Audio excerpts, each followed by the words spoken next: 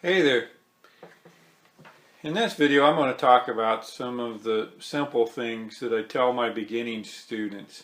There's always some kind of question as far as how hard to push a string down, how to lengthen your finger, not lengthen, but get your fingers to stretch, that sort of thing on the fretboard. So as far as how hard to push down on the string, you want to start with the string, just your fingers touching the string. Now you just gradually keep pushing down, and once the note clears, that's all the pressure you need to push down on the fretboard.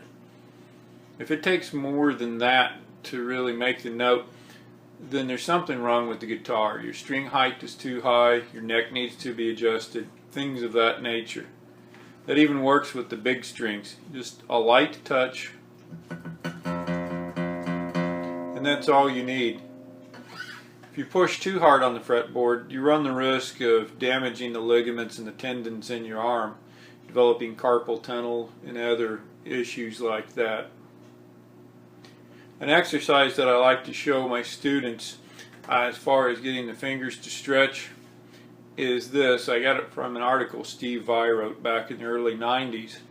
You start out on the first fret and the third fret. You can start with the first and third fingers.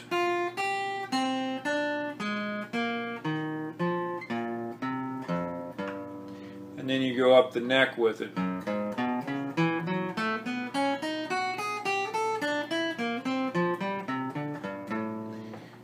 You can do that with the first and the second finger.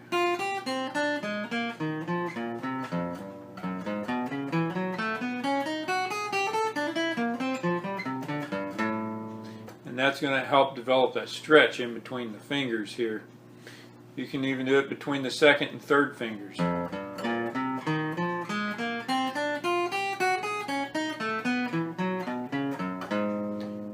When you play it between the third and the fourth fingers on the guitar, I would start up here high where the frets are closer together,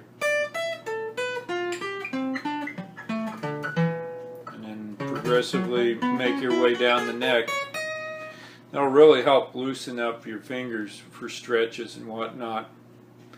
Other things to keep in mind when you're first playing the guitar: strum toward the floor, just down strums or downstrokes.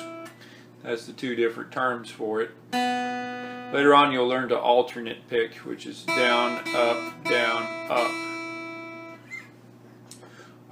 Other little easy techniques that you're going to learn when you're learning the guitar is hammer-ons and pull-offs. Hammer-on is where you pick a note, say on the third fret, and then you hammer on to the fifth fret. Your finger is actually hammering. The fretboard is going to move just slightly when you do it. That's a hammer-on. It's marked as an H in sheet music. The pull-off, which is marked with a P, it's the opposite. I'll pick a note on the fifth fret, pull off to the third fret. The thing is, this finger here is actually picking this note. So when I pick the A on the fifth fret, then my finger actually picks the G note. My left hand finger, this one, actually picks this note. Some people think a pull-off is that. Well, that's not it. It's an actual pulling of the finger that way, or picking of the note.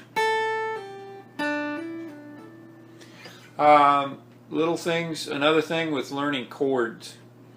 If you're learning to play like a C major chord, you want to practice making the chord, take your hand off, and then make the chord again.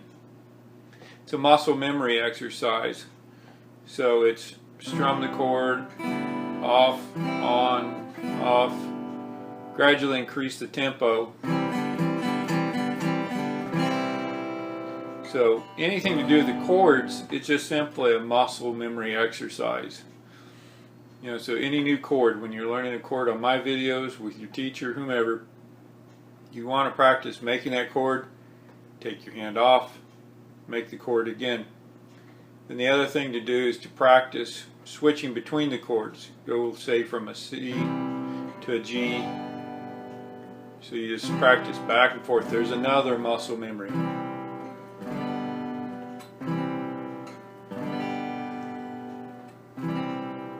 Alright. Well, I hope these hints help you. And if there's anything else you want to know, you can always email me, randy@bucknerguitar.com. You'll see my website at the end of the video as well. So I hope this helps, and have fun with it, and I'll see you later.